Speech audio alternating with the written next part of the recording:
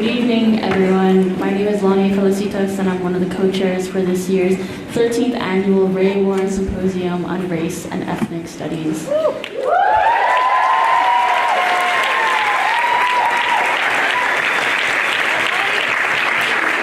Packed house tonight, wow. I'd like to welcome you all to tonight's keynote talk, You, Me, and We, Difference, Belonging, and Community in the Era of Black Lives Matter by Jeff Chang, the current Executive Director of the Institute for Diversity in the Arts at Stanford University. At this time, I ask that you silence your cell phones. No recording is allowed during this presentation, but there will be an online recording in these next few weeks. But feel free to use social media and tweet at Jeff Chang or tweet at the Ray Warren Symposium using the hashtag RWSympLC. Tweet your questions at the Ray Warren Symposium Twitter handle. And if you haven't had the chance to attend any of the panels today, look on the hashtag archive for all of the highlights. I've been live tweeting all day. It's super fun. There's some good knowledge on there. Make sure to check out the art exhibit upstairs in STEM while panels are not in session. And after this keynote, Jeff is going to be outside signing books. Some of his books are going to be there to purchase, and you can go talk to him. You don't need to buy a book to go and have a conversation with Jeff. Be sure to grab a program if you hadn't, and check out the daytime panels for tomorrow, one of which features Jeff Chang and is entitled Towards New Roots, Settling and Unsettling Identities. Don't forget that our symposium closes out with our Race Monologues tomorrow evening at 7 p.m. in the chapel. Race Monologues is one of the most special events at our college where students of color deliver originally written monologues to our community, sharing personal experience and stories about race and identity. More information can be found in your program and the symposium website. Okay, I gotta emit that part. Now I'd like to introduce Dean of Students Ana Gonzalez, who will be introducing our keynote speaker. Dean Gonzalez received her BA from Loyola Marymount University in California and went to Claremont Graduate University for a PhD in Higher Education Administration. Before coming to Lewis and Clark, she served as the Vice Chancellor for Student Affairs at the University of Illinois, led a variety of student life functions at the University of California at Irvine, and directed student life and residential life functions for 3 semester at sea programs for the University of Virginia and the University of Pittsburgh. Since becoming a part of our community in 2011, Dean Gonzalez has been creating a more inclusive and equitable campus for all. Every year she hosts a Filipino student and a Hawaii student brunch at her house. I go to those. She actually lived in one of the student dorms for her first year here. She designed the master's program for Student Affairs Administration at the Lewis and Clark Graduate School, and she served as one of the members of the Committee of Diversity and Inclusion. Many of us know her as the Dean Mom and love seeing her around campus with her dog, Rafa. I encourage you to follow and tweet at her at AKGonzalez327. Please help me welcome my homegirl, Ana Gonzalez.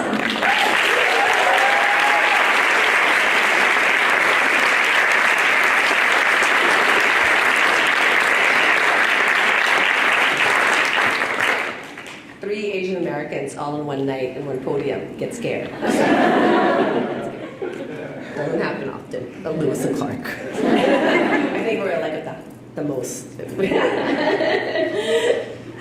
All right, so I'm so excited to be here with all of you. I just came back from Seattle. I told Lonnie and the rest of the group that I do not like missing the Ray Warren Symposium, so I do what I can to come back, make sure, and be here every night, especially this year of all years. I came from presenting at a meeting today with other higher education administrators, and instead of reading the speech that I actually prepared, I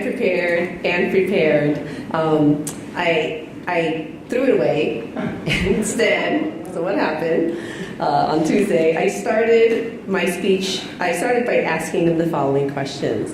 How do we lead when our hearts are broken? And then I actually talked with them about hearing Jeff Chang's speech last year at the same meeting when we were all in Oakland, California. So even when I was away from Lewis and Clark and not here, thinking about Jeff and his work helped build for me a sense of safety and security and hope. And that's what his work is. It is inspired and inspiring. He was raised in Hawaii, went to school at Iolani, don't hold that against him. Going to school first for his BA at UC Berkeley and later on his Master's in Asian American Studies at UC Los Angeles. Jeff brings to the forefront a critical analysis of race that defies lines and borders of racial essentialism.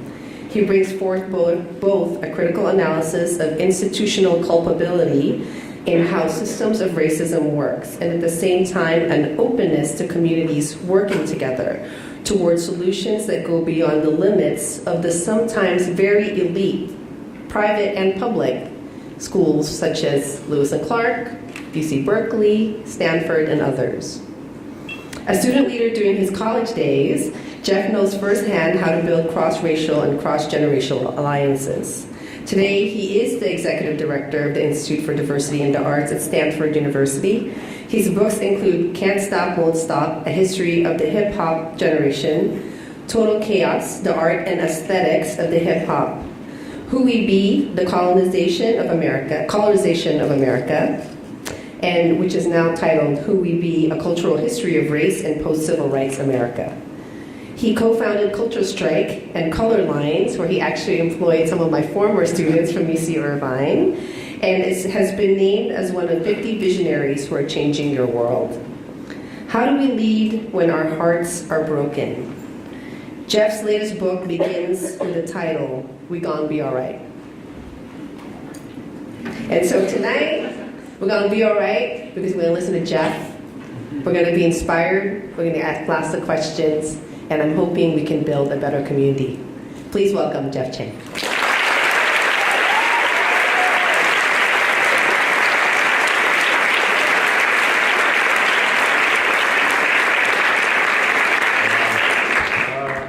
Lewis and Clark.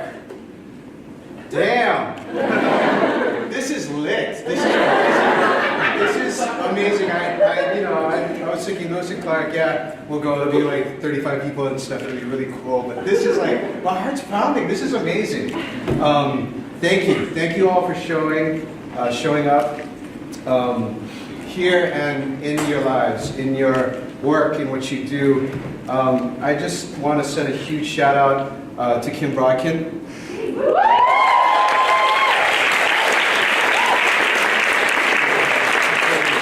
Welcoming from the very beginning, and to the student co-chairs who put this on the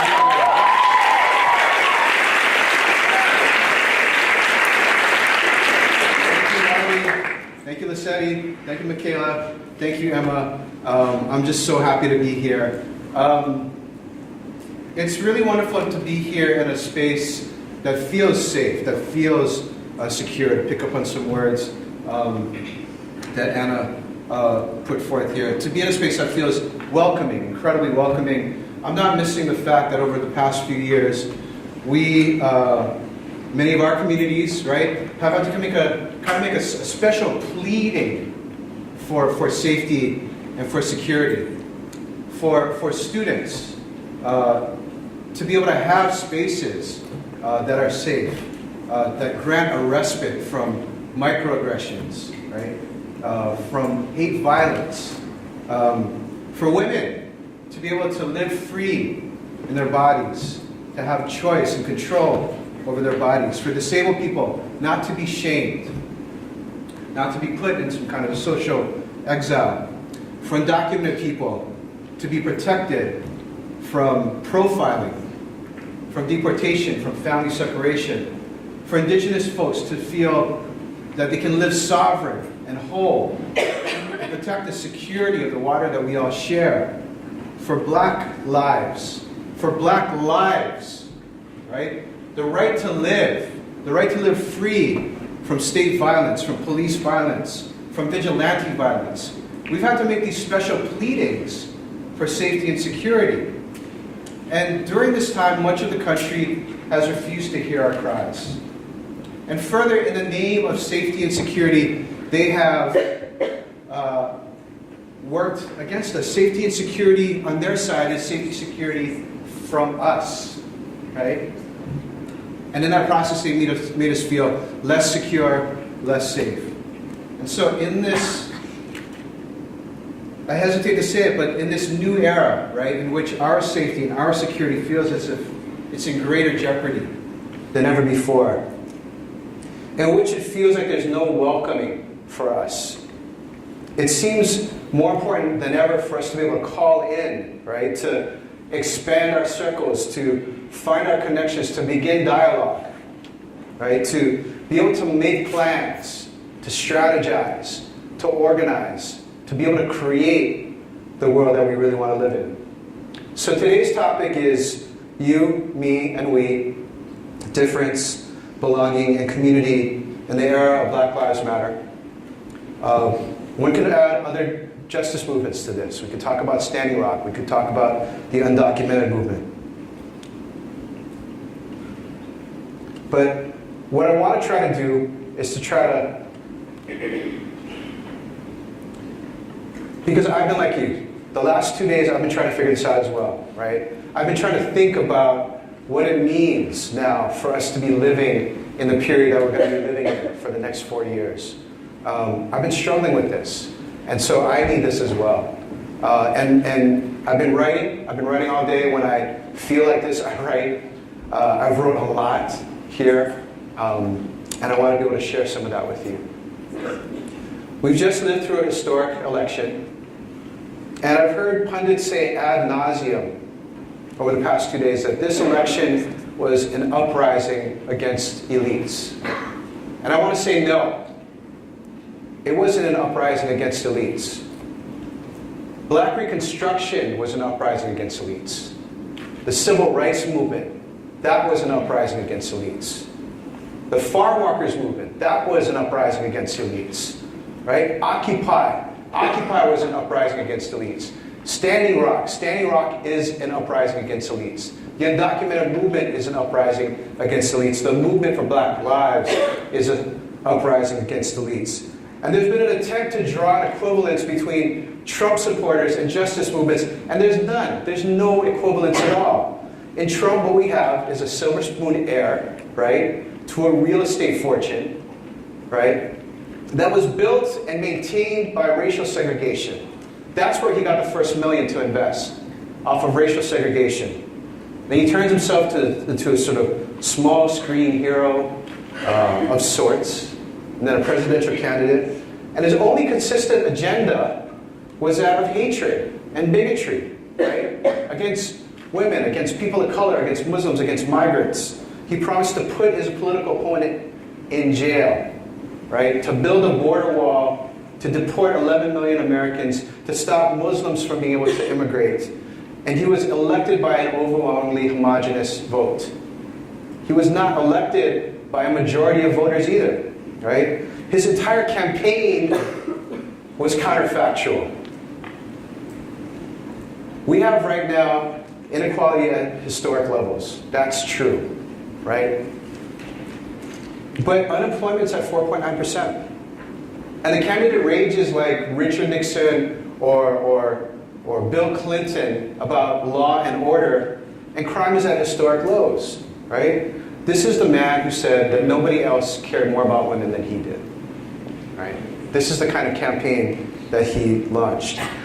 But it's now undeniable, even though the pundits aren't talking about this, that his main campaign pitch, right, was about white victimhood, attaching demographic change to real fears of falling. Real fears of falling, brought about by this rise that's happening in inequality, right? And he's unleashed fears of like the oldest story, right, in the American popular culture, which is the story of the white racial apocalypse. And let's also mention that for a second, right, that the liberal media who purged all kinds of people of color, commentators of color during this past election season, they've spent much of their energies denying this clear racial cast of the vote. You've had a few exceptions. You've had Van Jones, right, telling the truth. Maria Teresa Kumar. You've had Joy Reid, right? but instead they focused on the issue of class. But class only in terms of the white electorate. And the story is that this was a repudiation led by the white working class. But let's look at the truth, right? Among the American poor and working class, those whose incomes are less than $50,000, a majority of those votes went for Clinton, right? Trump got pluralities of families making more than $50,000, right? And on the other hand, though, what we have to say is what's really disturbing and our biggest challenge in moving forward is that Clinton lost even predominantly white working class and exurban precincts that Obama won. So that's to say this, right? Trip on this for a second, right? 8 years ago, many of these folks in these precincts, not enough to constitute a majority, but for some, voted for Hope. Hope's a four-letter word, right? And on Tuesday instead, they voted for another four-letter word, and that word was fear. They voted for fear. To be specific, a fear of a browning nation. And in some ways, race was even more a powerful factor than gender. I mean, we're all witness to Trump's misogyny, right? To his sexual predation, right? To his casual embrace of sexual assault. And yet 59.7 million people, and we should always remind people again, right? That was not a majority of the American electorate, right? Still chose to vote for him. And so whites gave Trump a majority or plurality across all income groups, all genders, all ages. Even 52% of white women seem more afraid of immigration and terrorism than of the message that it sends to put a misogynist in office. And Trump's welcomed white extremists and white nationalists, the kind who call themselves the alt-right and have trafficked in all kinds of racist conspiracies during the Obama presidency, the kind who brazenly take over federal buildings in the western wilderness, right? Trashing public lands, right? Disrespecting Indian legacies, and yet become folk heroes in the process. And the explicitly racist types, the folks who are planning even now a victory conference in Washington, D.C. in the coming days, right, to talk about how to advance their agenda of the cessation of white dispossession and finally effecting a true separation of the races. So his supporters have been on the march, but they haven't been marching towards freedom at all. They've been marching towards a kind of restoration, right? White victimhood is a powerful drug. And so there's no equivalence at all between Trump and these liberation movements, and it's ridiculous to even suggest so. Now, how do we even begin to imagine now, right? For all of us in this room who are not part of that, how do we even begin to imagine now a place to belong? Where we're not seeing through the target sights, right, of an electorate that's angered by demographic change, by cultural change, by us here in this room. So we look for a home, we crave a home. Home in our best imaginings is a place where we can feel whole, where we can be seen for who we are, where we can feel comfortable in our bodies, where we can live free from fear, where we can be ourselves, right?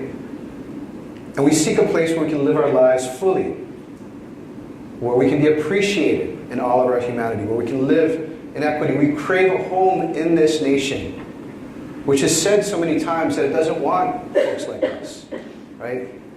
So let's quote the great Solange here. Because she captures this feeling, right, in Weary, right? I'm not going to try to sing this. I'll spare you all of that. But let's go through these lyrics, right? Be leery about your place in the world. You're feeling like you're chasing the world. You're not leaving a trace in the world, right?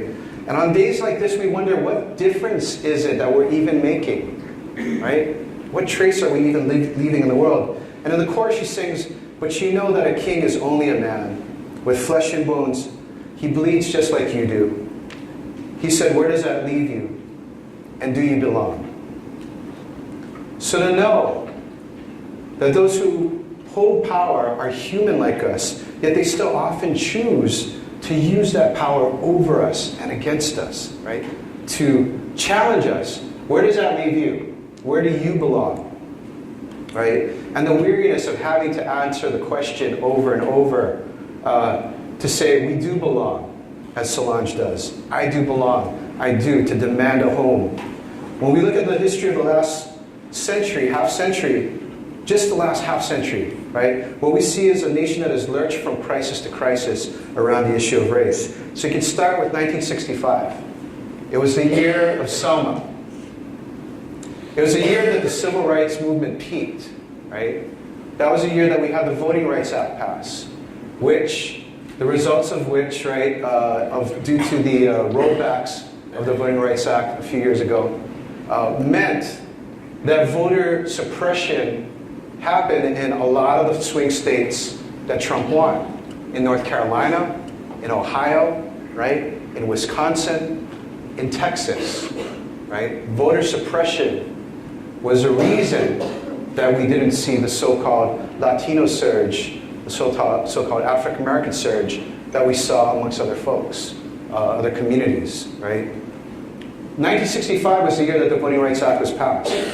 It was also the year that the Immigration and Nationality Act was passed, which is the reason that many of us are actually in this room, right? It was the year of the last national consensus for racial justice and cultural equity in this country.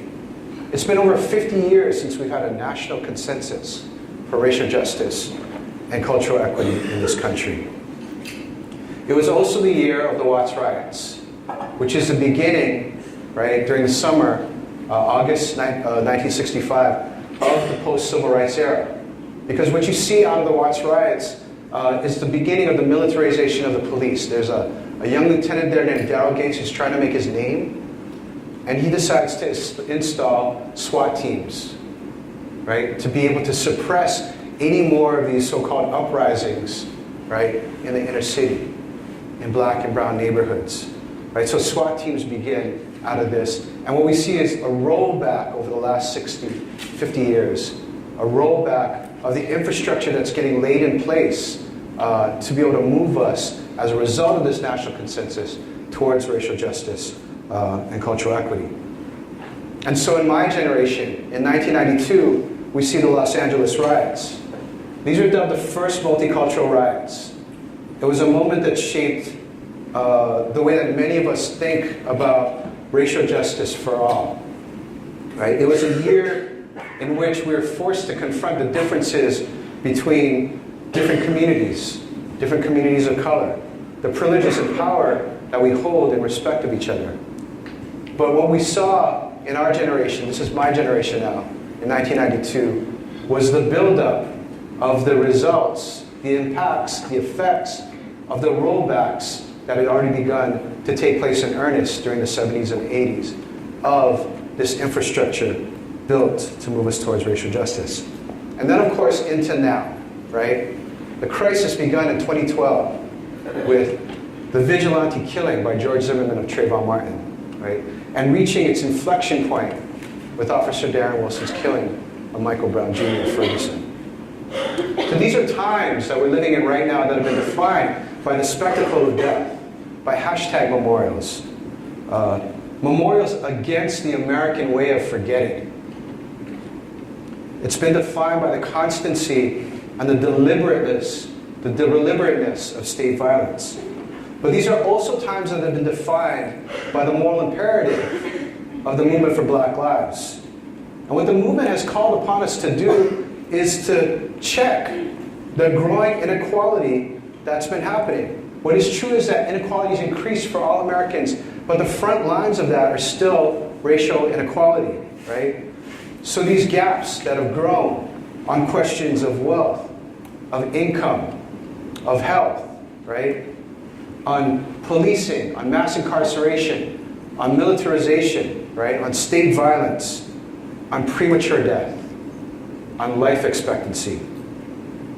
And Black lives have to be centered here because that's where the gaps are the widest. With the exceptions of a few cohorts, this is where the gaps are the widest, right? And what's more is that the movement for Black lives has, by calling attention to the question of death, has drawn all of us forward into looking to these fundamental and existential questions of what it means to live. Right? What does it mean to live? What does it mean to live well? What does it mean to live together? The important word there being together. And so from 1965 to 1992 to 2014 up till now, right? Each generation feels like it's lurching back into crisis. And so we're experiencing this crisis cycle, right? We have a crisis, there's a reaction, there's a backlash, there's a sense of exhaustion, of complacency, of like, we can't do anything about this. And then we're thrust back into a sense of crisis. Right now it feels like a combination in some ways of backlash and another crisis. And let me throw another year into this. 65, 92, 2014, now, right? And that's 2042. The year that it all goes to hell. Right? The year that Americans under the age of 18 are going to become a majority non-white, right? A majority minority, right? And the rest of the country is supposed to follow, Americans under the age of 18 are supposed to turn a majority non-white, majority minority in 2023. The rest of the country is supposed to follow by 2042. The U.S. as a whole is going to become a majority minority. But what does majority minority, what does that even mean? What does that word even mean, right? And it brings us to, I think, what's going to be the most important question of your lifetimes, up there with climate change, right? And it's the question of, if we are going to all be minorities, how do we begin to imagine a new majority? And up till now, it's been a political question, right? A very literal political question. Billions of dollars were spent trying to figure out how to create an electoral majority. And then Trump comes in with his own kind of vision of what's going to happen with this, right? And he has an answer to it. And 59.7 million people, like, signed on to that, right? But it's probably more properly thought of as a cultural question. And the question for you all is, what is going to be your answer? Now we know is that the answers go to the heart of who we are and who we want to become, individually and collectively. And this is where it returns to this question of, can we find a sense of belonging? Can home be made into something expansive enough to include all of us? And if that's going to be so, then we need to directly address the question of race. So let's talk for a little bit about race. And let's talk a little bit theoretically, if you don't mind, for a second, because it'll help me to talk about some other things later on. All right? We can all agree, first of all, that race is not a matter of biology. It's instead a question of culture. And it begins as a visual problem, one of vision and visuality. We're going to talk about what visuality means in just a second. Race happens in the gap between appearance and the perception of difference. And so difference is human. And noticing difference is human. For us, it begins as babies from our very earliest days of perception, right? There's me, there's you, right? There's difference. Now, in the US, it's been said that the best way to be anti-racist is to not see color, it's to be colorblind, right? And many people have cited that line from Martin Luther King's amazing speech, The March on Washington, 1963. That one line that's pulled out, right, in which King is talking about that he hopes that his children are not judged by the color of their skin, but by the content of their character. Ignoring all of the other lines in the March on Washington, that's about fighting police brutality, right, and congratulating the rising militancy that's happening in the country at that time. And also saying that it's come time to pay the debt, right, the debt that's owed to black people, right? This one line is drawn out of that. And that's become sort of the way that we're supposed to think about race. So well-meaning people say, I don't see color. In the past, people saw color and they used it as a way to divide people and debase people. And so that was racist, and so we're not going to see color. We're going to pretend that we don't even see it. Toni Morrison once said, the habit of ignoring race, the habit of ignoring race is understood to be a graceful, even generous, liberal gesture. Every well-bred instinct argues against noticing and forecloses adult discourse. It's not difference that's the problem, right? The problem comes in what we've done with difference, right? What humans have done with difference. They've attached it to notions of superiority and inferiority, sorted difference into vast systems of freedom and slavery, of commitment and neglect, of investment and abandonment, of mobility and containment. And this is where difference becomes something else entirely. So to insist on colorblindness in the face of this, right, is to draw a veil over all of these systems, to pretend that they don't even exist. Right? The way that King articulated his hopes for his children is not the same as the way the colorblind has been deployed to maintain racial injustice and inequality. It's the difference between the ideal and the ideology. King articulated an ideal to reach. Colorblindness is used as an ideology to preserve inequality that's the product of systems of difference. So, racism is supported by a specific kind of refusal. It's a mass-willed blindness. It's a refusal of empathy. In other words, racism allows that there's a you and a me, right? But there can never be a we. There's only an us and a them. Okay? And so this brings us to the notion of visuality, right? Which is an idea that's been advanced by Nicholas Mirzoff, which helps us to understand how racial power works in this situation.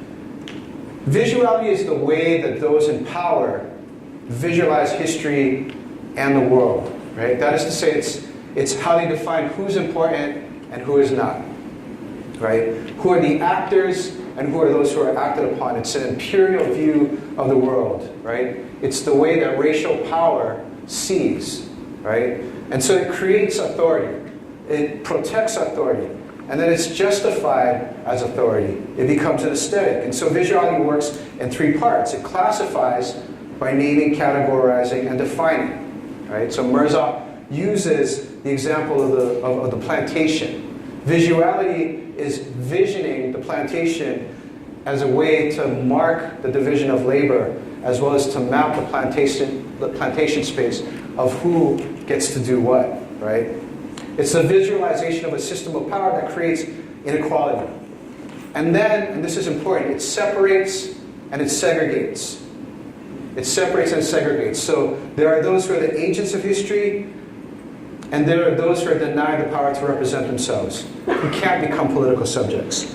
And then at the end of this, it makes all of this inequality seem right and just, as if it always needed to exist this way, right? Mirzoff cites Frantz Fanon, who says, repeated experience generates an aesthetic of respect for the status quo, the aesthetics of the proper, of duty, of what is felt to be right, and hence pleasing, ultimately even beautiful. And so that's how inequality moves, right? From the plantation space to even the notions of the way that we see people. Okay? So, a lot of theory to throw at you, but let's get down to the real nitty-gritty. What's happening right now? What does the visuality of race allow us to see? What does it show us? It shows us right now the picture of diversity. This hegemonic image of a happy rainbow hospital, right? A healthcare system based on the expensive treatment of advanced diseases, right? And less on the health and wellness and prevention of such diseases. But that's maybe another story. But here's the problem, right? Here's the problem with diversity, right? The problem isn't with the idea itself. I work for an organization called the Institute for Diversity in the Arts. I'm not anti-diversity at all, right? It's in the way that diversity has been uncoupled from equity, right? Diversity has been uncoupled from the idea of equity.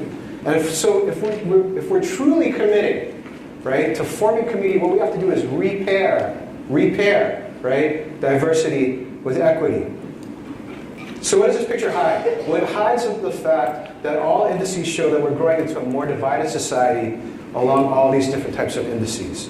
I want to talk a little bit more about this notion of the picture of diversity. Because obviously one of the places where the picture of diversity has been most prominent has been in the marketing, right, of colleges and universities. Does it sound familiar?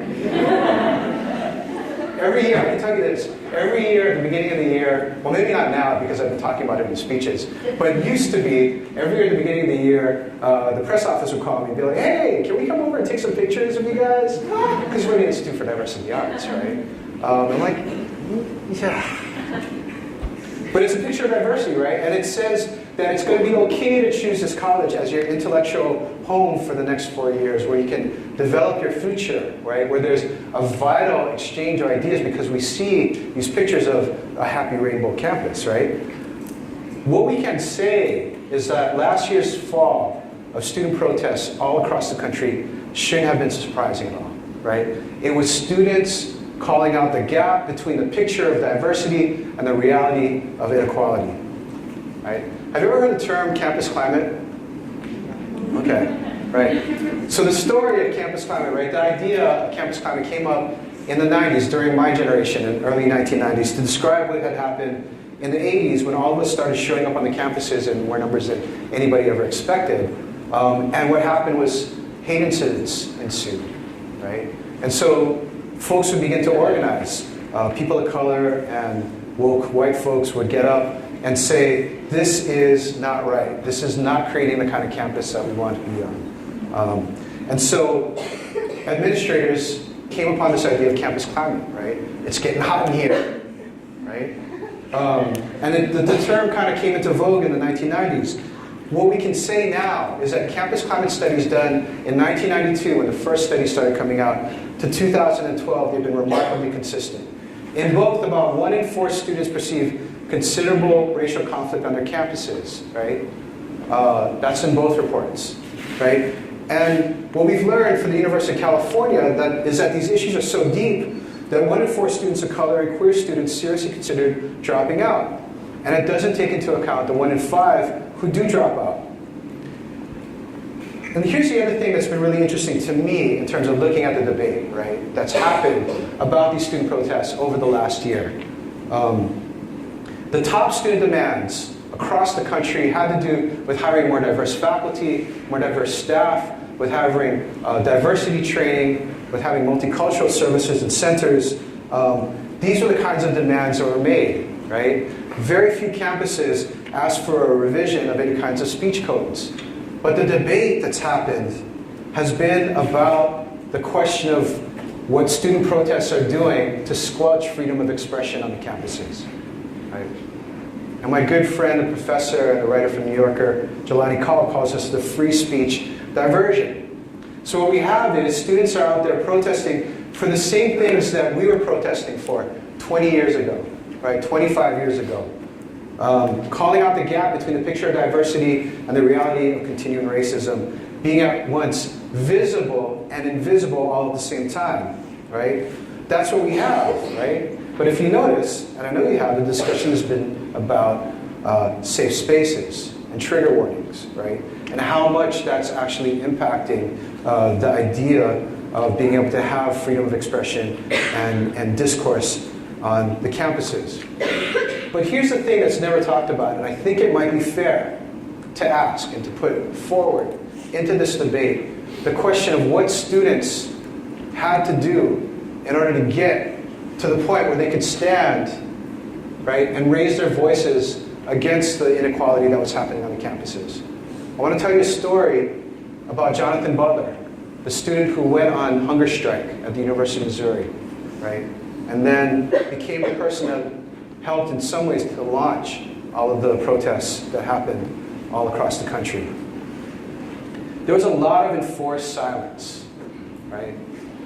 The first quarter, the first semester, I guess, at the University of Missouri, that Jonathan Butler got to campus was the year that President Obama was first elected into office, right? It's November 2008. He's in his dorm. There's 2 black men that live in that dorm, himself and his friend who lives in Chicago.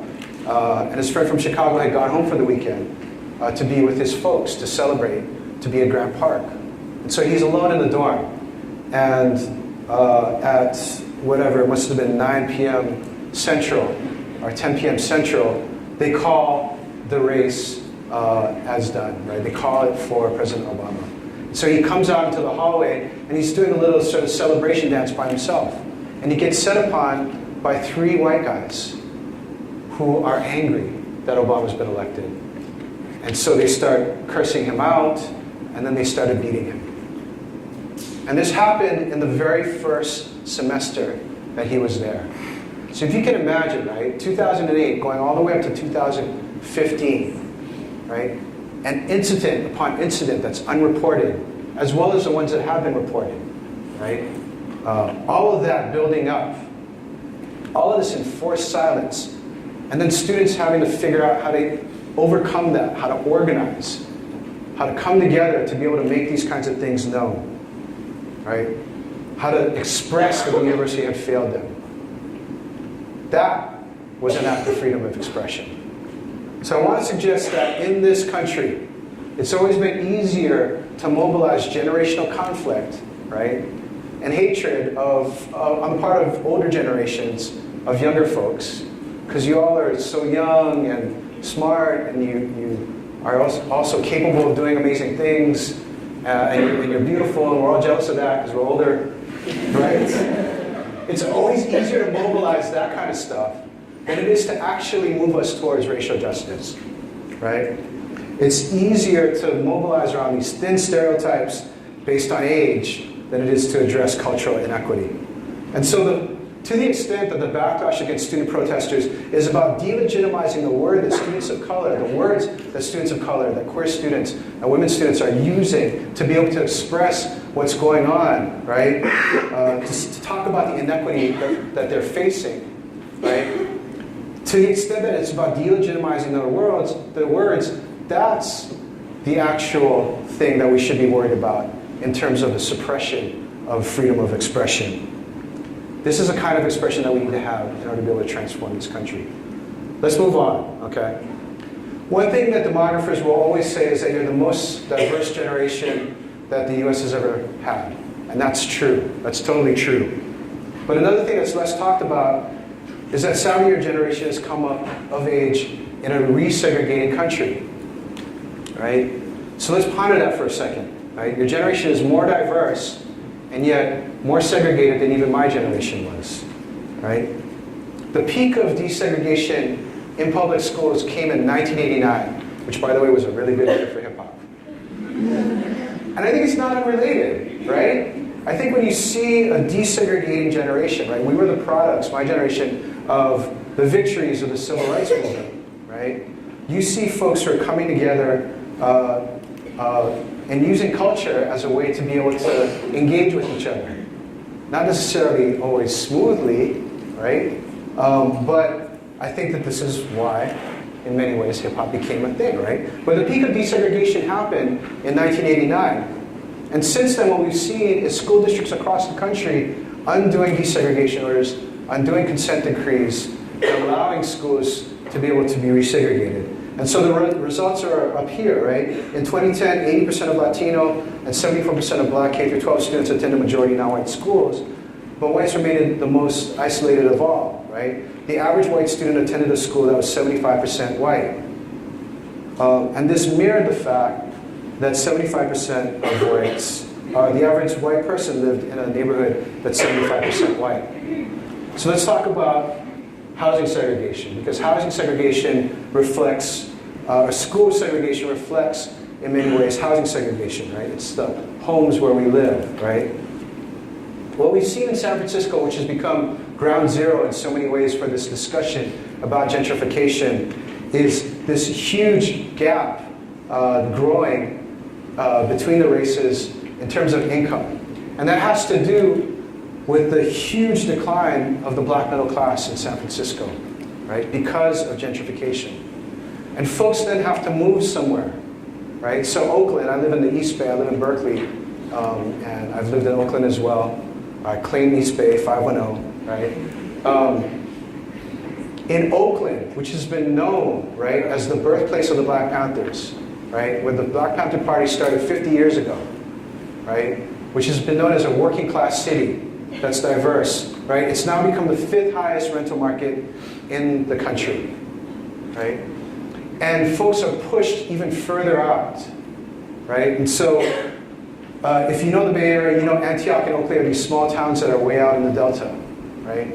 That's where people have been pushed to. And so let's look at this word gentrification for a second. This word gentrification is too small a word to describe what's actually going on. It centers the gentry that's moving into the city, the wealth that's moving into the city, but it disappears the people who have been displaced, right? people have to move somewhere, right? And so if you're in Orlando, Florida, maybe you move to a suburb that might be called Sanford, Florida, right? Which is where Trayvon Martin was staying, right? Or if you're in St. Louis City, maybe you move to a suburb called Ferguson, Missouri, right? And so gentrification is a small part of the larger issue, which is resegregation, right? And that's what we kind of have to focus on. And let's speak last here about the notion of cultural equity, right? Because the field of culture, pop culture too, is a place where we've been able to uphold the statement of diversity, right? While continuing to hide segregation. We can fudge diversity in a lot of ways. We can uphold the picture of diversity. And that's why the Oscars So White controversy has been such a thing over the last 2 years on Twitter. It called, of course, our attention to underrepresentation of people of color receiving awards in Hollywood. But cultural equity, you can talk about the cultural sector all across the board. And so let's look at these facts for a second. 87% of American museum leaders, curators, conservators, and educators are white. And of the largest museums, theaters, and dance companies in the US, none have annual budgets of less than $23 million. Of the largest African American and Latino museums, theaters, and dance companies, only 5 have annual budgets of more than $5 million. And here's the thing that's most striking that should worry us the most, right? There was a survey of almost all the New York City arts organizations. It was done by the New York Department of Cultural Affairs, which, because they give money out to pretty much everybody, was able to gather numbers from these folks. And in this survey, 69% of those polled agreed or strongly agree with the statement, I feel my organization is diverse. But if you looked at the boards and the leadership positions of those same organizations, over 78% was white in a city that's 33% white. And so why is this important? Well, we need to be able to move past the picture of diversity towards the reality of inequity. And we often think about equity first in terms of representation, what we can see, right? So Oscars So White. We don't see African American actors being nominated because, as Viola Davis said, they're not being offered parts, right? So how many faces of color are on TV or in the movies, whatever? But there are also questions of access. What cultural knowledges are validated, are accessible, are available, and who are they available to? And what's the cost of not preserving and passing on those cultural knowledges? To give you a hip-hop example, the one thing that my students know is that when I'm teaching my hip-hop arts class, the thing that I get most worked up about is that you can't get De La Soul's albums on iTunes. And this pisses me off. De La Soul is one of the best music groups in American music history. And you guys are laughing because you haven't heard it, right? But you can't get it. And that's, again, this is sort of the American version of forgetting, right? We see black cultural workers, black artists innovating. Everybody absorbs their stuff, and then it's on to the next thing. And 20 years later, we have to rediscover a Tribe Called Quest, whose album comes out tomorrow, by the way, right? So what's the cost of not preserving and passing on these cultures and these knowledges? It's very high. It's very, very high. And finally, it's about power. Who makes the decisions of what we see, what we hear, what we listen to, the stories, the narratives, the histories, right, that constitute our shared popular space? Who makes these decisions about what becomes of the knowledge that we should rightfully be sharing, right? So it sounds kind of abstract, but these are fundamentally questions about how we constitute a shared society, how we establish values that we uphold from our neighborhood to our community to our region, the country, the world, right? It's about how we make a home for all, right? Because culture is the thing that brings it all together, right? So these questions of equity are about access, they're about representation, they're about power. And the common message that we've heard over the last 2-3 years, right, from anti-displacement protests that might be happening here in Portland or in West Oakland, right, where the cops have been called to shut down the church choir's practice, right, because they're making too much noise on a Thursday night and people have to go to their tech jobs in the morning, right? To efforts towards true equity in the schools, right, to Oscars So White. The common message is very simple, that diversity without equity is just a lie that's waiting to be exposed. It's just a lie waiting to be exposed. So I've been focusing on the way that power separates and segregates us. And I've done this in order to point out the ways in which these places that are supposed to sustain us and increase our sense of belonging often fail us due to the functioning of racial power, whether in our schools or neighborhoods, the culture that we create, right? I want to leave this for a second, and I want to talk about ideas of home and belonging. And I want to do this, I want to take you a little bit deeper, because I want to complicate things in a little bit more of a way, to really unpack what it means to think about privilege and belonging and home, right? To get at some of the really difficult types of questions, some of the issues that might be more harder for us to begin to tackle.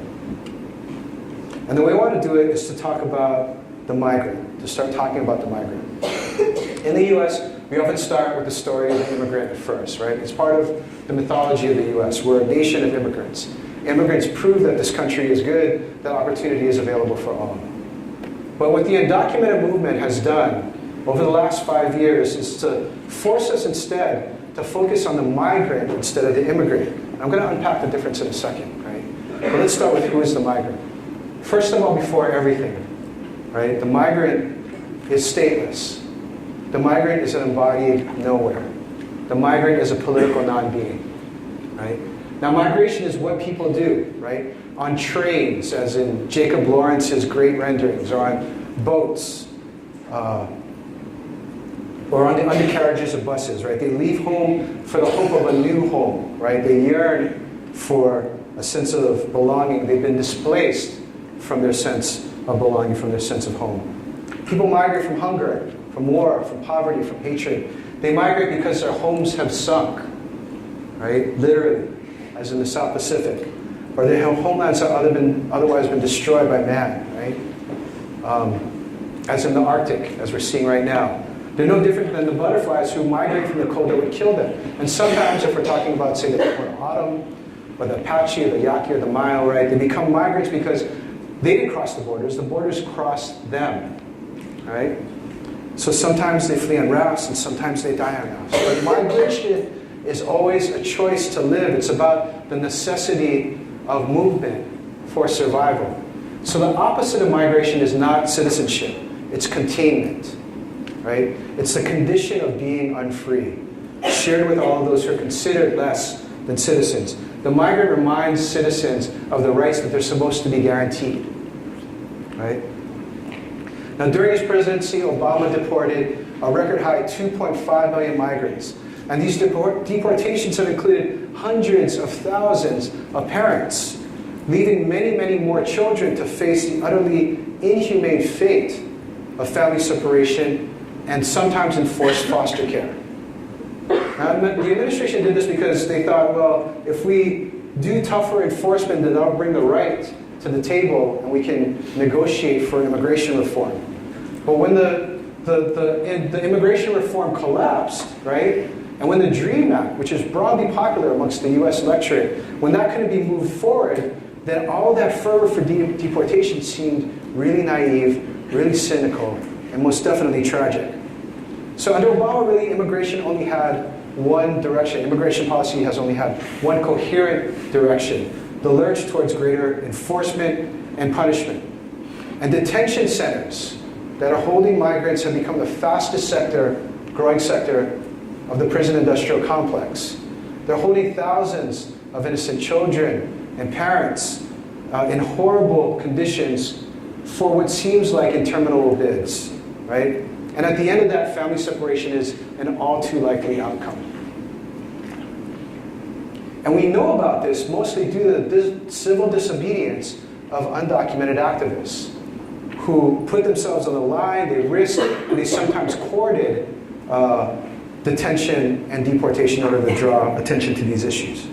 So this is what comes with being stateless, being a political non-being, right? By contrast, the word citizen confers rights. And for the most part, these rights are invisible, right? They really only appear when they are denied.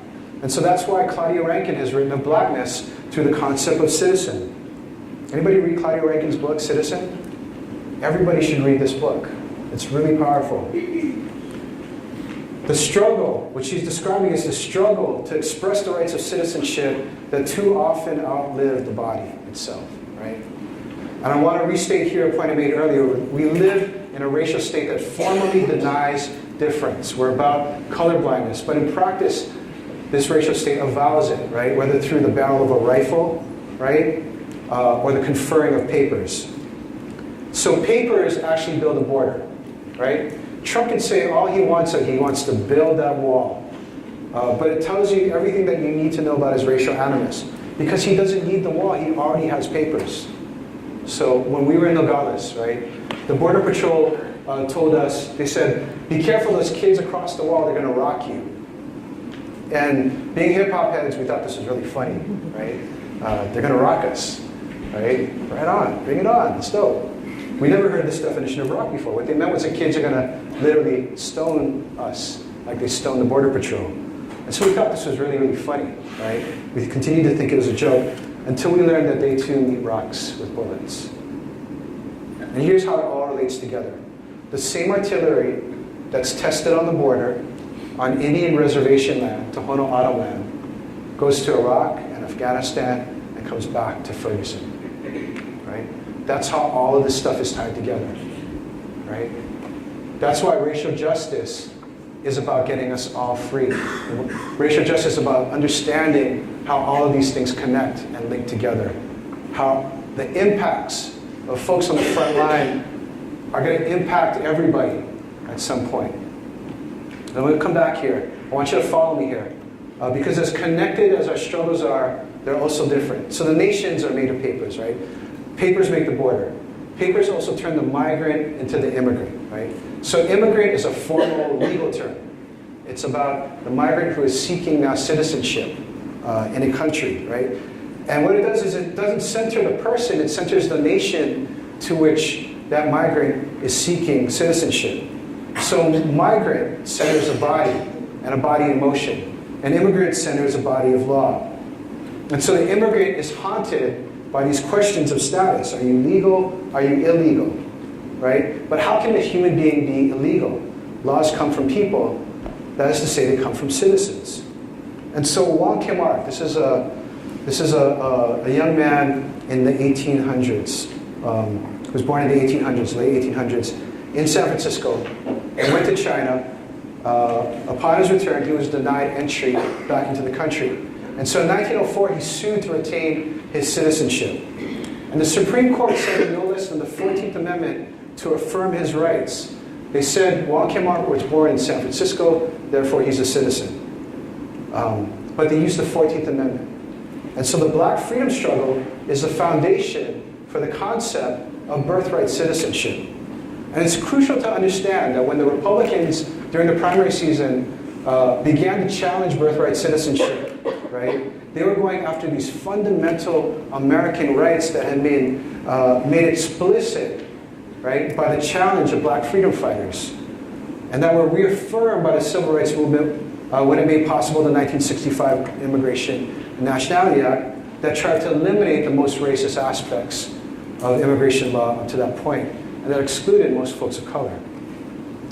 But remember, the papers turn the migrant into the immigrant. And something disturbing can happen in that transition, from rightlessness to the plea for rights. So almost a century ago, in the 1920s, Takao Ozawa, a Japanese American, and Bhagat Singh Thind, a South Asian American, two men who were not born in the US, but sought naturalization, living in California, they argued before the Supreme Court that because they were not Black, they deserved to be called citizens. They deserve to be afforded the rights of whites. Right? Among the rights of citizenship is the right to determine who may be less than a citizen. So papers don't even have to be conferred to corrupt. Right? Both Ozawa and Thind at that time lost their cases, but their answers still disturb me. They still haunt us, right? And our dreams of freedom. And they should haunt all of us who believe in freedom and justice for all. Here's the point about where our struggles may diverge. And it's been a hard lesson for me to learn, and for many of us, I think, to learn. That our struggles are parallel. They often converge, but they are not the same. In the move from migrant to immigrant to citizenship, anti-blackness can enter, right? That those who are not black can be used in service of the power to segregate and separate, right? And continue to subjugate, right? Should not be surprising, but it does sometimes, right? We have to be woke to the fact that the notions of becoming sometimes depend upon another's perpetual undoing. And so if we follow those notions, we are truly getting free. We're not moving away from crisis, we're building the next crisis. And so as an American, right, of Asian American and Pacific Islander descent, I hold racial privilege. It's not the kind of racial privilege that Bill O'Reilly talks about, right? He says, oh, you want to talk about white privilege? You should look at Asian Americans. They're the ones who really got privilege. That's what he's literally said, right? He pretends to know nothing about white privilege, but then he displaces that onto Asian Americans, right? It's not that kind of privilege that I hold. And it's true that I can't escape that this body that I'm in. But what's more true is that to be between black and white means that I can afford to sit on the fence, right? That I can decide not to take a stand. That I can always reserve the privilege to not act, to disengage. That's my privilege. And it's also my privilege to be able to take an unexamined stand that simply continues the racial power to separate and segregate. If we're really going to be about freedom and justice for all, we need more than an identity that acknowledges a collective history of oppression, right? We also need to think about the ethics of identity. What do we face in the present? Where does our identity struggle connect up to others folks' identity struggles? What is the morality, the ethicality that I'm trying to express in my politics and aesthetics? What's the future that I'm really trying to build? These are the kinds of questions that we have to ask ourselves. So this brings us back to these questions that the Movement for Black Lives is calling us in to answer. How do we choose to live well? How do we live with ourselves? And how do we live with each other? How can we move out of our crisis cycle? And this brings us to the brilliance of Grace Lee Boggs and her notion of revolution. We often think of revolution as something that's won in bloodshed, right? Where you have a violent seizure of power, right? Where you replace a group of elites with another group, right? Who eventually become elites themselves. But Grace Lee Boggs teaches us, that the next revolution might be better thought of as advancing humankind to a new stage of consciousness, of creativity, and social and political responsibility. So that would require us moving away from finding new ways to divide and rule, right? To segregate and separate, right? To consign some folks to death, right? While letting others live, right? And instead pivot to honoring and transforming ourselves and our relationships to each other. Grace asks us to think about how we live together. The revolution is in rethinking relations that we have between each other, right? And so this takes us back to the ideas of you and me and we, and how we can constitute this notion of we, how we can make a home of this community and bring this together. What do we make of all this difference, right? What does justice look like? Justice looks like this. It looks like the redressing and reparation of a harm that an offender has caused through a process of accountability, of rehabilitation, of reconciliation with the victims and the community. And especially in this last instance, this idea of reconciliation, justice goes beyond the offender to take into account the root causes and sources of the trauma that led to the committing of the harm. So when we think about this in a criminal context, right, in the context of a criminal offense, it's called restorative justice. And when we think of this in the larger context of violence as a whole, social violence or state violence, it's called transformative justice. Right? And these forms of justice refuse to prioritize punishment or advance further violence. They instead focus on healing, on mutuality, on liberation, moving us out of a cycle of violence, a cycle of crisis. It's a justice that seeks reparation. It's a justice that seeks redemption. And so this is what forms the theoretical underpinnings of the Black Lives Matter agenda, the Movement for Black Lives agenda. So my new book, We Gonna Be Alright, right?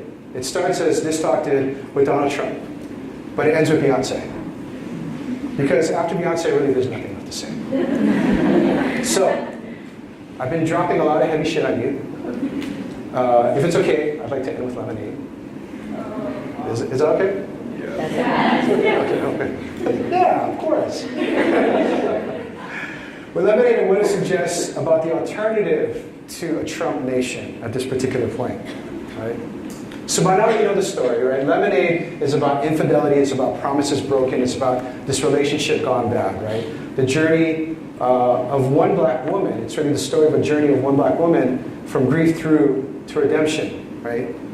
And when that album came out and the film came out, it generated all kinds of speculation about like, oh, what's really going on with Beyonce and Jay-Z, right? That was what all the papers were kind of talking about. But what if we heard the album not through the filter of the gossip pages, or even the record reviewers, right? But through the ears of Justice, right? What would we hear in that case? What would she be trying to tell us?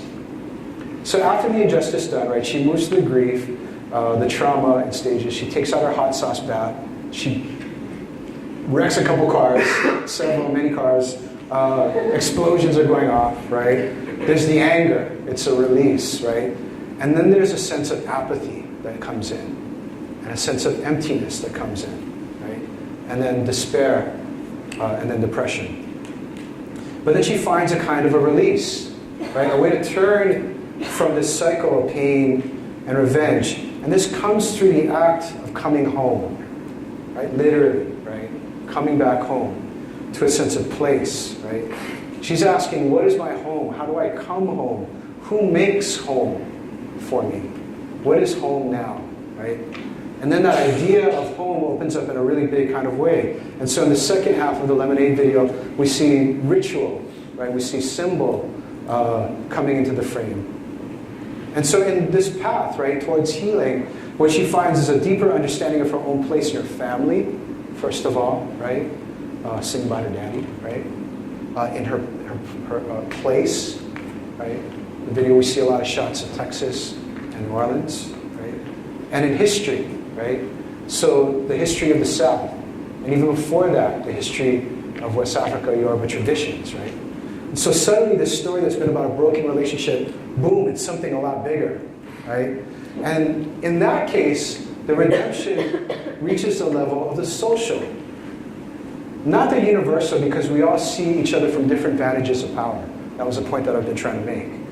But the social, the space where we all come together, where we think about the ways that we might mend the ways that we break each other, and also heal all of the ways in which we're broken, right? How we can imagine healing, how we can reimagine history, how we can dream freedom. And of course, freedom comes along, right? And Beyonce's freedom dream is not about turning the other cheek. She's riding through borders. She's breaking chains. She runs in truth. Her tears become flames. She's talking about, I need freedom too. But her freedom is not won through bitterness and revenge. It's won through deep love.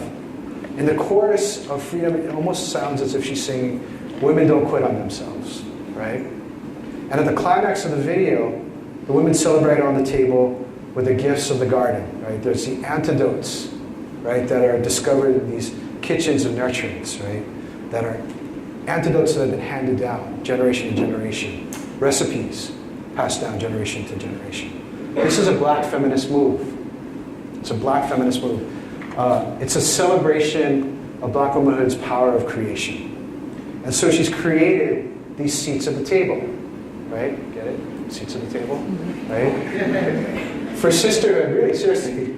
And reimagine relations. All right, everybody's groaning, but I'm just saying, right? It's there. If you want it, it's there. She's created these seats and she's reimagined relations, and this is where reconciliation can begin. So what if we thought of Lemonade as a way of speculating about what transformative justice could look like, right? Where this journey is one towards personal and social transformation. James Baldwin's most revolutionary and misunderstood idea, according to the intellectual Robin D.G. Kelley, who everybody should read, is that love is agency. This is what Robin wrote about Baldwin. For him, it meant to love ourselves as black people. It meant making love the motivation for making revolution. It meant envisioning a society where everyone is embraced, where there is no oppression, where every life is valued, even those who may once have been our oppressors. Baldwin was not arguing that blacks should capitulate before racism. He was arguing exactly the opposite. So Kelly writes, "To love all is to fight relentlessly to end exploitation and oppression everywhere, even on behalf of those who think they hate us." Now that's a hell of a challenge, right? First, restoring the wholeness of all those who've been harmed, right? That's a job for all of us, right? And then transforming our relationships to each other to be more expansive and generous, and equal and joyful. The question, right, whether we can make the society and planet a home for all. And so, it's been a long week. It's been a difficult week. We've been searching our souls. There's been a lot of tears. We've wondered if we belong, if there's really a place for us. And perhaps we can take heart from the words of those who came for us, right? Who made it possible for us to be here, to hold this space right here, right? Imagining of a home, right? That we're enacting actually in some ways right here in this space right now. To be able to dream of what could be not just for us, but for generations 4, 5, 6, 7 generations hence, right? And the words are these, right? If we must mourn, mourn, but then let us organize. Let us imagine, and let us create the world we really want. Thanks very much for the time.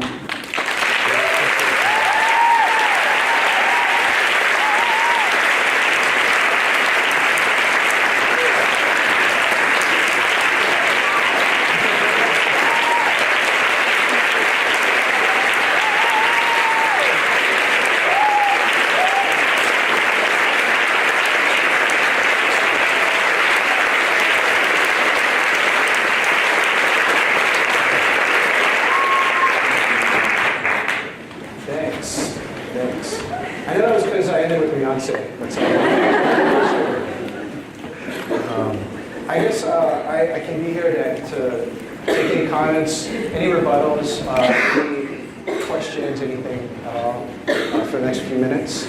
And we have microphones here, right?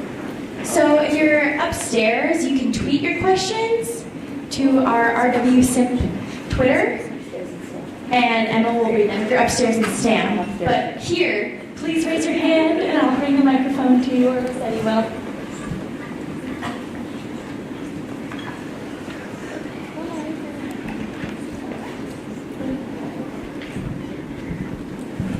You talked about racism as being like visually driven, but I was curious if you could sort of comment on like it as like an economic endeavor. Okay. Yeah, and it's all of those at the same time. Absolutely. I don't think I was saying that it's exclusively a visual phenomenon. I was trying to make the point about relating inequality to questions of aesthetics, right? Even the notion of colorism or beauty is related to these systems of economic inequality as well. But quite obviously, racism was what built the country, right? The dispossession and genocide first of Native folks for land, right? Of indigenous people for land. And then slavery as the engine to be able to build the economy of the nascent country, right? And then immigration and colonization as a way of being able to spread empire and create new sorts of workforces, labor forces for the expansionist empire. So, I mean, that's pretty much it, yeah? And that's where it leads us today, right? That's basically where it leads us today. Now, the important point to make, and the point that I'm trying to make in this particular book, right, and we're going to be all right, is that a lot of liberal ideology is based on, when I say liberal ideology, I want to say like sort of even left sort of Democratic Party type politics, is based on this idea of let's just like go back to the New Deal, right? But the New Deal was written to exclude people of color. And so the redlining that comes in is the extension of Jim Crow, right? That results in the continuing segregation and resegregation of communities of color, particularly Black and brown communities. And I think that that's one of the things that is the most difficult for many liberals to kind of take on, is to see this triumphalist narrative as one that's actually creating, that is built on creating these new margins, right? That this new sense of becoming, right? Becoming the middle class in the 40s and the 50s and the 60s is based on the exclusion of bodies of color, right? Racial covenants, the fact that literally 80%, 90% of federal home loans went to white families moving to the suburbs, and that what we had was instead projects built in the cities to contain people of color at that particular point. That was the New Deal for many people. And there's also now emerging sort of whole new body of scholarship looking at the way in which this ideology then moves into the creation of the prison industrial complex that we see now.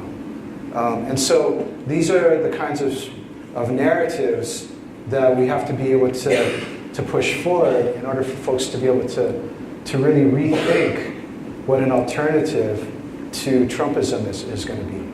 All the other side has to do, right? And this is a burden for us. We have to do all the work.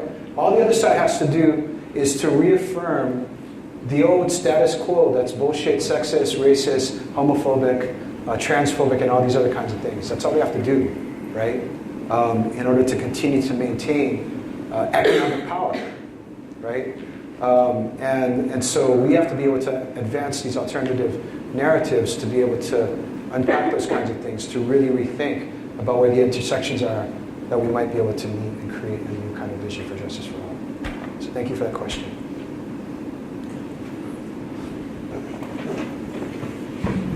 Hi, I'm actually a graduate student here at in the counseling program.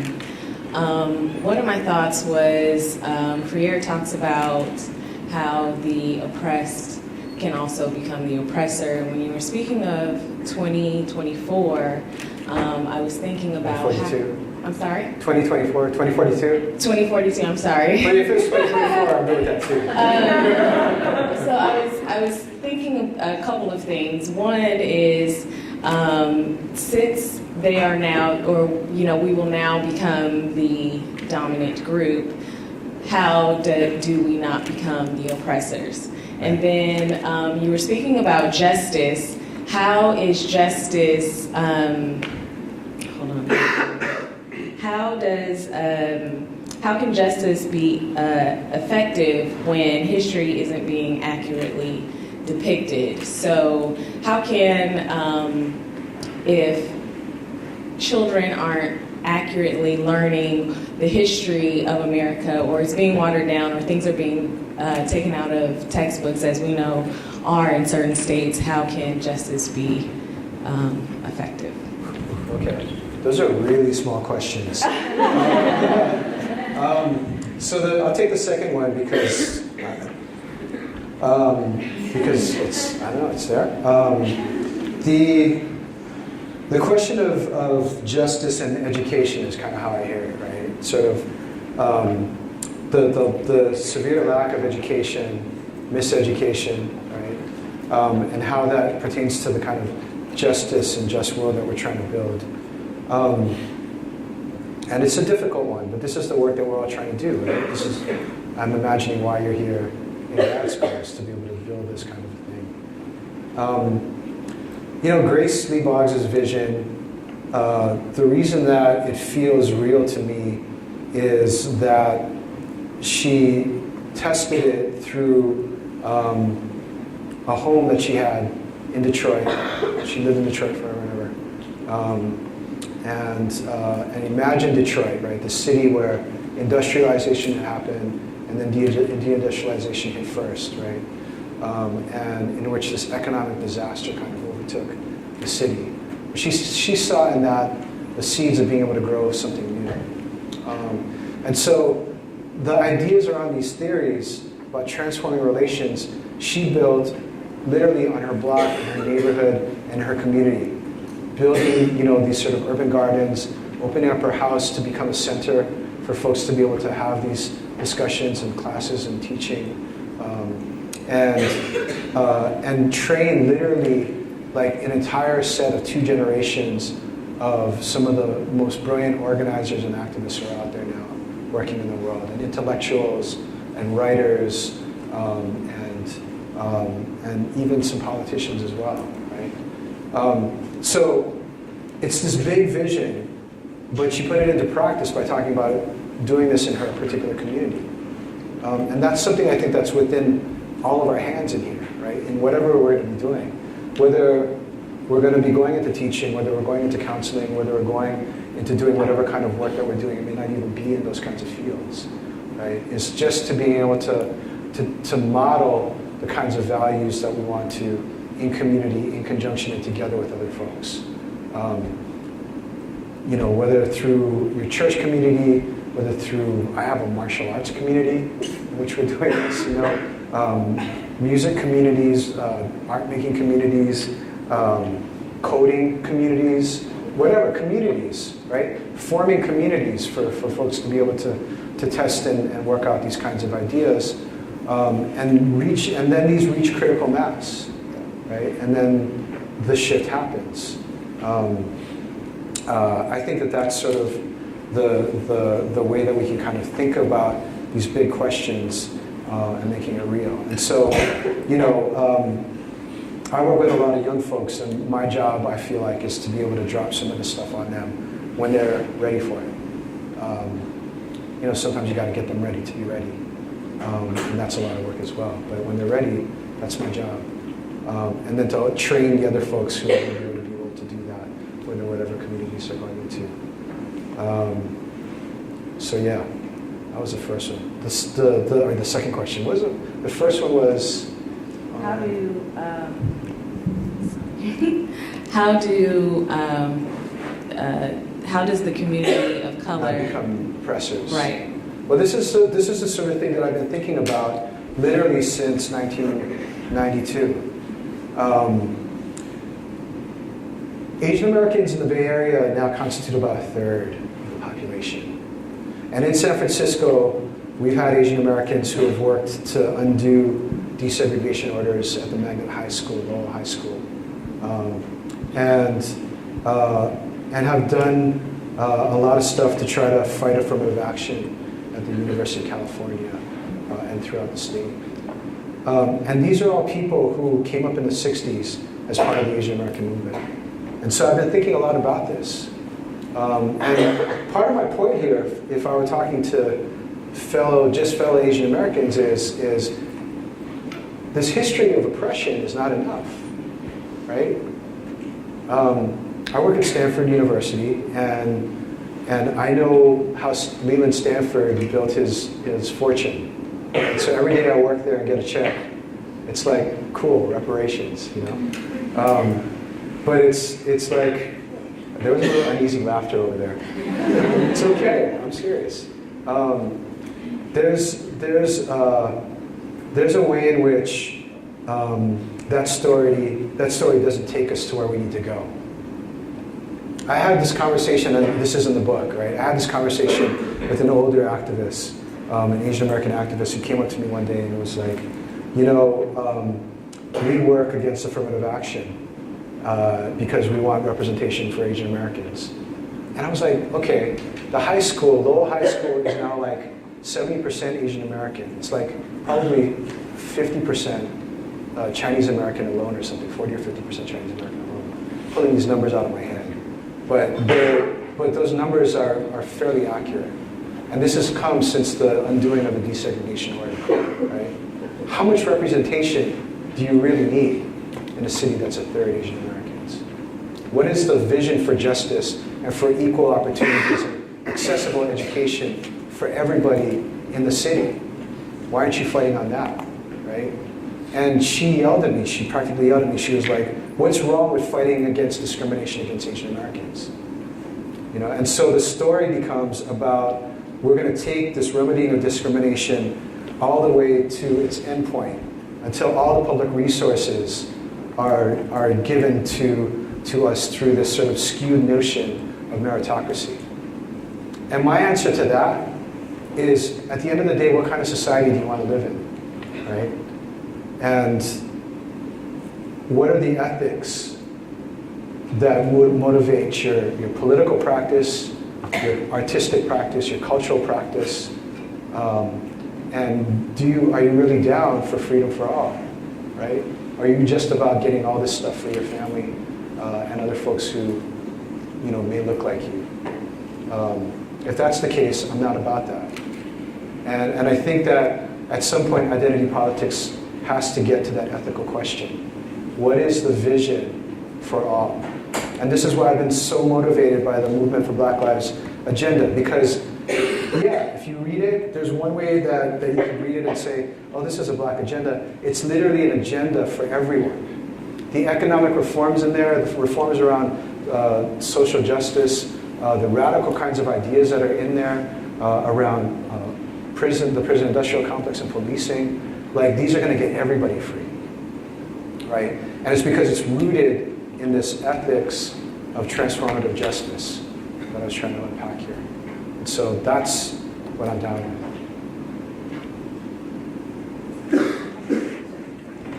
Twitter question. We have a Twitter question from upstairs. How do you reckon Grace Lee Boggs would respond to the hate, oppression, segregation marginalized folks face right now? How do we meet hatred with love? How do we meet hatred with love? This is the hard one, especially at this particular point where a lot of what we feel is despair and anger. And I think that this is this is a very, very difficult question to answer. When I'm like looking at Lemonade, I laugh, but this is like one of the best ways for me to be able to explain this, right? I get more of a charge on the first part of the album than I do about the last part of the album, right? Except for maybe Freedom, right? You get that visceral anger is an energy, like Johnny Rock used to say that, right? Anger is an energy. Is it something that we need to be able to motivate ourselves? Absolutely. I'm still motivated each and every day by a whole bunch of rage. I'm just a walking pile of rage right here in a blue suit and sneakers, right? You can tell. But at the end of the day, what's sustainable and what's really going to build, right, is this combination of rage and love. And I think that question, that very question, though, it challenges us in all these types of ways that I don't know if I'm willing to be challenged yet. Somebody who would be, Robin Kelly is saying, that Baldwin is saying, that you need to make a place even for those who are calling you racial slurs right to your face, right? Or that kind of thing, or saying, grab her by the pussy, right? That's hard. That's hard. I don't know how to do that. I'm trying to figure it out too. And I think we all, if we want to go there, are trying to figure that as well. So I don't know. I don't have faith that I have all the answers, but I have faith that as a group, folks are going to be able to come up with answers. And that's the other part of it is at some point trusting that the answer lies in convening, in community, right? It doesn't necessarily lie in us meditating under a tree or thinking by ourselves, typing ragefully into our computers. But thank you for the question, which I just avoided completely. I just answered. Well, thank you so much, Jeff. We actually don't really have time for any more questions, but you can bring them individually to him because he's going to be outside to talk to. Thank you so much.